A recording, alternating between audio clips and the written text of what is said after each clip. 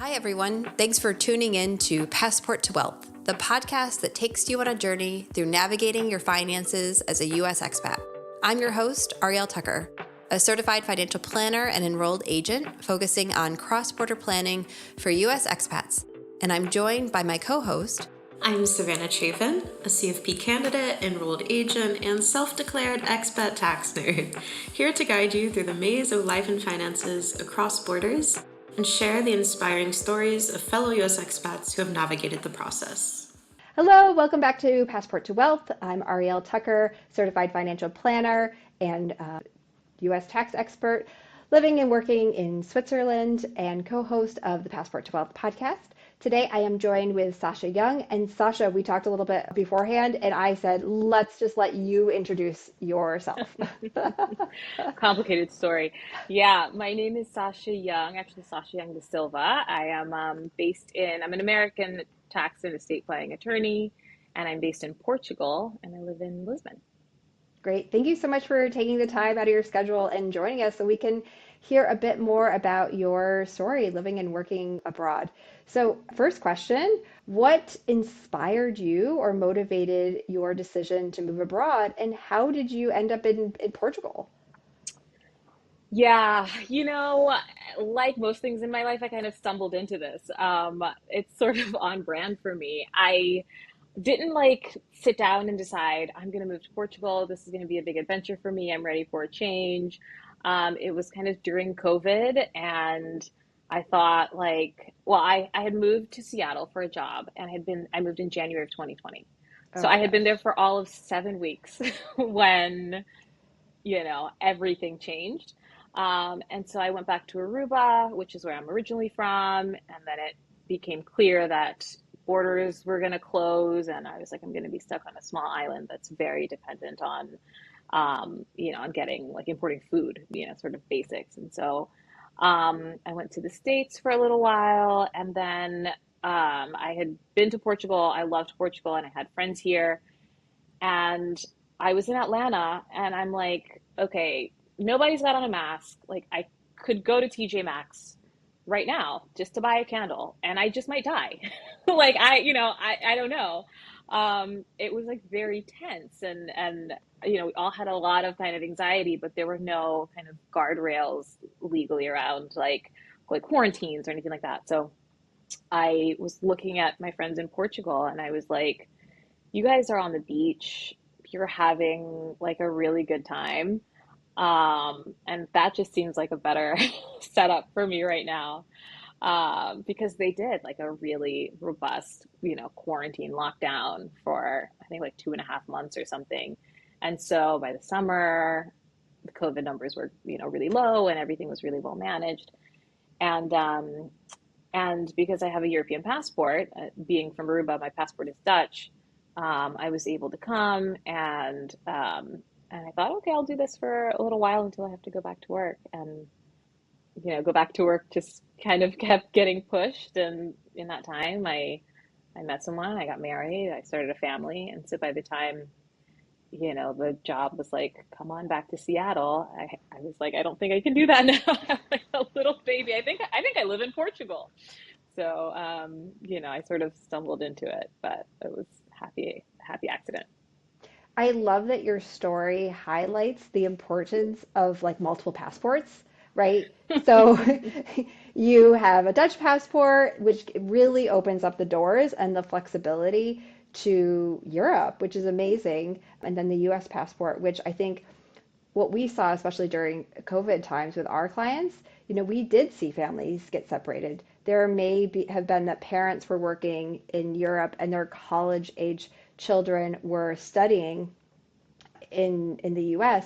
And if those children are over 18, they may not necessarily have that residence permit tied to the family. And so when borders close, if they hadn't taken those extra steps to get the passport and really pursue that or stay really tied to the residence, people were getting separated. And I think that really your story highlights that. So thank you so much for sharing. Yeah, I can't believe we lived through it, honestly. A lot of things that, we felt like, well, that would never happen, or like how realistic, how much do we really need, to do XYZ.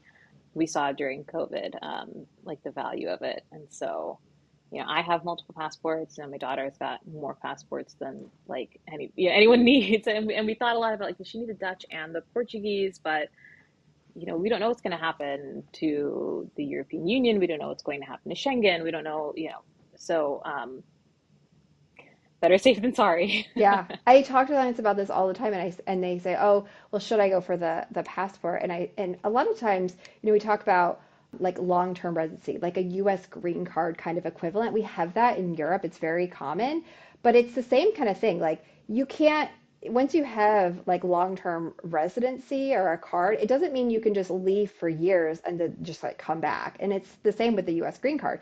You generally have to like register, get approval to leave the country for an extended period of time if you're going to be out of a country for more than 6 months. So it doesn't really give you the same flexibility like a passport does, which is really truly you can come and go and you have true freedom of movement. So if you are like stuck on should I get the European passport or not, a lot of times the answer is yes. Just like go ahead and get it. I mean, seek your own legal advice, but that's my takeaway. Great. So I am curious, like you moved to Portugal in the middle of the summer and the pandemic. So I mean, how did you adjust to like some of the new culture and customs in Portugal? I mean, was it different than Aruba or the US by a lot? Were there any particular moments that made you realize like I am really living in a different country now? Yeah, I adjusted poorly. That's if I had to summarize it. It's a tough transition, and I've lived a lot of places. I lived mostly in Latin America, and so I think the cultural overlap obviously is a big change. But Portugal is unique in that like it's very international right now, and there's a lot of different people coming here, and it feels like a very kind of buzzy metropolitan place. Hmm.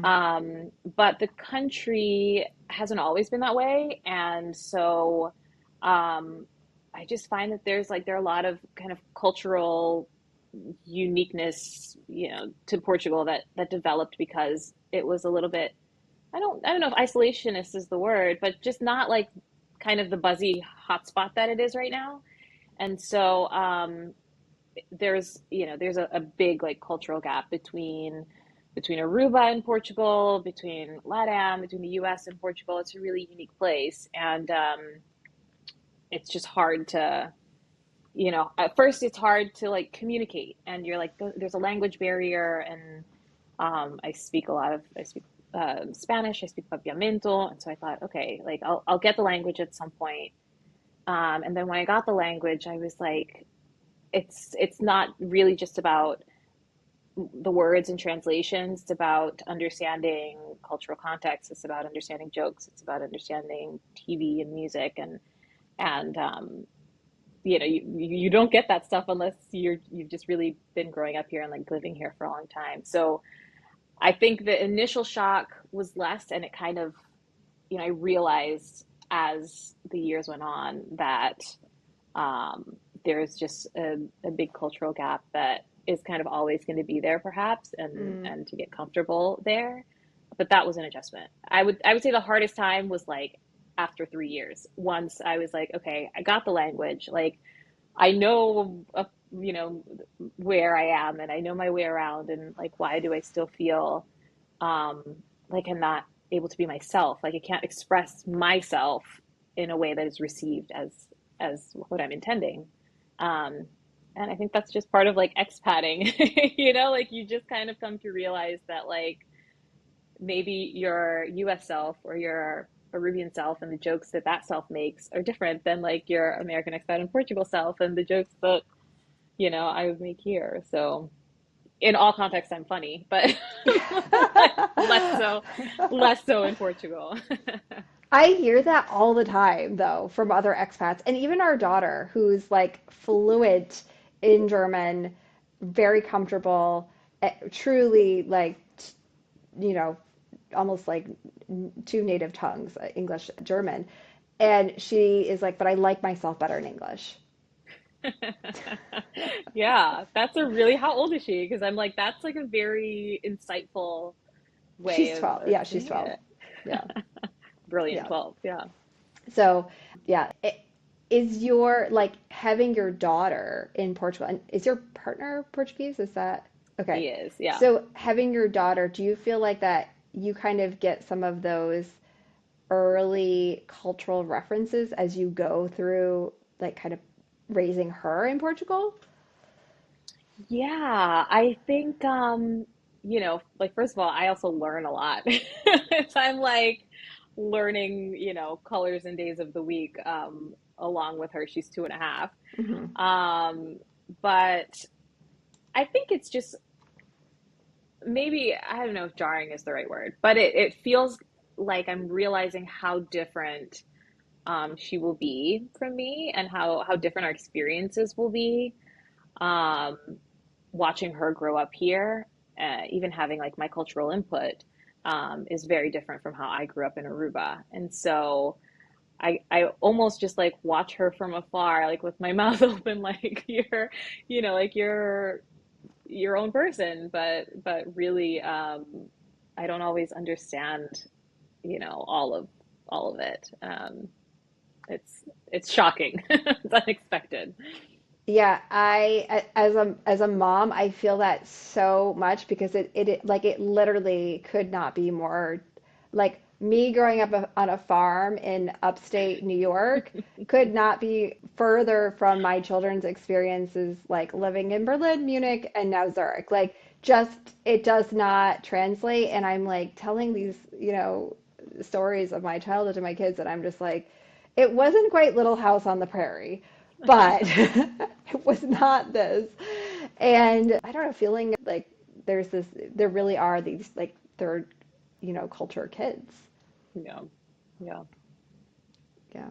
Okay, thank you for sharing that. We could probably talk all day about the expat Yeah. parenthood experience. It is really unique, and it is so good to just find people to walk through that experience with, because some days are just Yeah. And I think the other really interesting thing about it is that a lot of the like expat journey suffers sometimes from some of that like toxic positivity, as they call it, where you can't say like it's really, I'm sad that, for example, my daughter is not going to grow up surrounded by cousins and family and like 500 million people coming in and out of the house, because we all live next to each other and you can look outside and see who's playing outside and just go, and we have kind of a much more isolated from my family, at least, experience, and that's how her childhood is going to be very different from mine.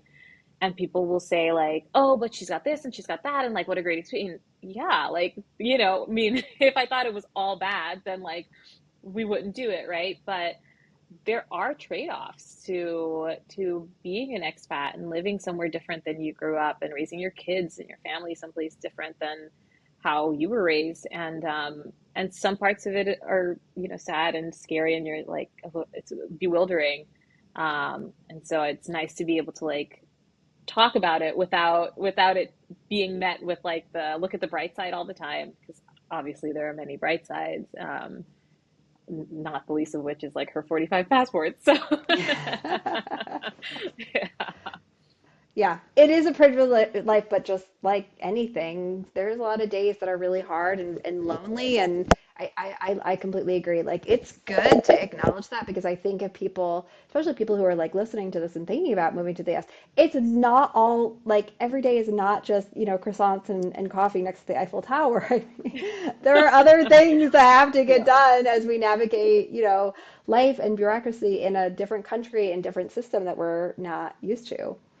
So let's jump over a little bit to your kind of your work environment. I mean, how did you kind of navigate, working in a new country, and what are some of the differences working in Portugal versus in the US? Oh my gosh. Yeah, I mean, where to even start? It's another thing that I kind of stumbled into. My background is in finance. I say big law, a background in big law, and big law, but with a t-shirt. I went in house to a tech company that, I thought like it's going to be very different, and we're just going to play ping pong in the office or whatever. And you still work a lot. You just you They just put the ping pong tables there so you just never go home, right? That's what the right. free You're like, lunch is. it's great because like we have like a campus and there's a gym here and there's like a mental health professional and like there's a mental hospital and like they have like their own like Why medical do they center. have this all this stuff in here? They're like, yeah, actually I don't ever have to leave my desk. I could just sit here until the weekend. Yeah, so the work culture in the US is its own beast, and very little overlap with Portugal. I think the first thing that I noticed was that in Portugal, in the US, you show your face, you're at your desk, you're not like you're taking your lunch at your desk, you're showing that you're there and that you're working all the time. And that kind of approach in Portugal is met with like, oh, you're the president of the world. I didn't realize that you were the most important person in this company and cannot possibly go for a coffee. It's Yeah. like not a nice thing to just sit and grind it out and like not be social. And it's a coffee in the morning, a coffee at mid-morning, a coffee after lunch, a coffee between lunch and leaving, and then like a glass of wine later. And so there's a lot of it's just a different very different sort of work culture, professional environment, much healthier, much more like balanced, I feel like. And so that's been fantastic. I changed, approaches. I was in finance and in house, and now I do tax and estate planning. And that was also accidental, just like moving to Portugal. Um, I didn't really love what I was doing before, and so I was kind of like, I'm gonna have a baby. I'm just gonna focus on, my little family and do that. And before I do that, I'm just gonna draft a will, for the sake of good order. Um, and I thought it was gonna be like a simple, knock that out in the morning kind of thing. And it ended up being like years of study and practice. Like being cross border, it just is not a simple. There's not a simple approach to it. I was married to for U.S. purposes, a non-resident alien. I had a dual citizen child. My assets were all in the U.S. And so just doing that planning was really intense. And I found that I liked it. And I found that I was able to be useful to other people, other expats, people in my own community. Um, and there was nobody else doing it, particularly in Portugal. And that there's just a lot of really like novel, curious issues to take on. It's not like practicing domestically where your law says this. It's trying to take your law that says this and another law that says something else and saying, but this apple is like that orange, and that's why this will be taxed that way. And so I just kind of stumbled into something that I really loved. But I think that was like a good, surprise lesson for me that if you just like focus kind of on living your life, like I hate to say that the other things just fall into place because like it does take some, active thought, but you just get like closer to, I think, something that fits and that feels like really sustainable. Whereas what I was doing in the US was, always trying to fit like a square peg in a round hole and always took a lot of effort just like getting to like just Monday morning. Just getting through Monday morning was always hard. So I want to just highlight what you do for our listeners. So you are doing US estate planning with a cross-border lens. And is that just for US citizens and their families? Who are you primarily working with and supporting? yeah, so I'm an American lawyer and I only practice US law. So I'm not a Portuguese lawyer. I don't practice Portuguese law, but I mainly what I would say is I service American expats in Portugal. So by living in Portugal, by being an expat anywhere, you're subject to the succession laws where you live by nature of your residence. And then of course by being American, like you can move to the moon and set up a lemonade stand, like you're going to owe the IRS a portion of that revenue. And so American tax issues are sticky in a way that other jurisdictions aren't. And so what I do is planning for American US connected people. So it's not necessarily only Americans. It could be people who are not American but have assets in the US that need, estate planning or tax planning generally. It could be spouses of American citizens, but all of the people who have sort of some connection to the US need to account for the stickiness of the US, tax and estate laws in their planning overseas. So that's who I help, but it's all sort of the US practice through, as you mentioned, a cross-border lens. Okay, great. Thank you so much for clarifying that, Sasha. We will be sure to link your LinkedIn profile and your company website in our show notes. So if people want to contact you directly, they'll have that information. I know we're just about out of time, so I just want to thank you again so much for coming on and sharing your story and a bit of your expertise. I really appreciate it. Yeah, thanks for having me. Great fun as always.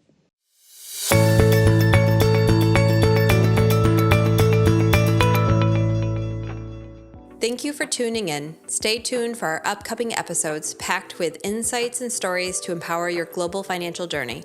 This is Passport to Wealth, where your financial future knows no borders. The information provided in this podcast is for informational and entertainment purposes only. It should not be considered professional, financial, or tax advice. We strongly recommend consulting with a qualified financial advisor, tax professional, or other appropriate expert before making any financial decisions or taking action based on the content discussed in this episode.